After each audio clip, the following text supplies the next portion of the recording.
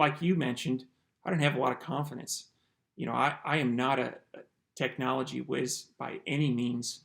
And that was something that kind of kept me on the sidelines for a while. And I'm glad I took that first step. And I would say, if to any of our listeners, if you're thinking about doing it, do it. Just do it. Put your head down and do it.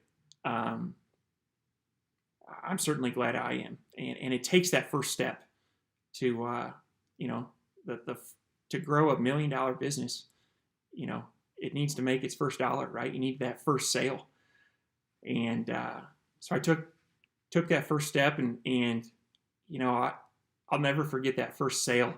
Proudly marching it in. That was before FBA, or before I had enrolled in FBA, Fulfillment by Amazon.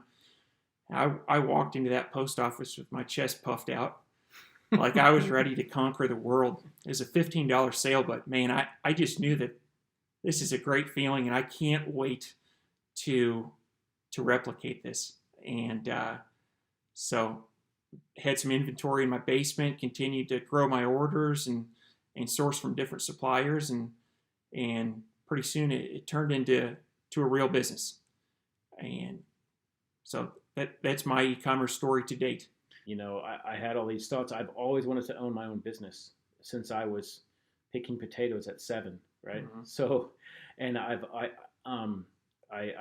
have always wanted to do that, and I think it was a lack of confidence that always, it was in that little voice in the back of your brain saying, hey, nah, you can't do that. Nah, stop. Don't think that way. Well, finally, I said, hey, it's time to, shit or get off the pot, right? Mm-hmm. As my mom would say.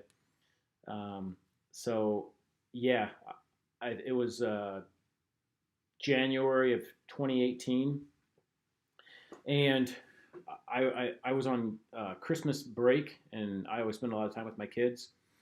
And I think I was just thumbing through, YouTube videos, and I ran across a YouTube video about, this guy selling on Amazon, and his garage was a Lambo, and I was like, if this kid can do that, I can too. Mm-hmm.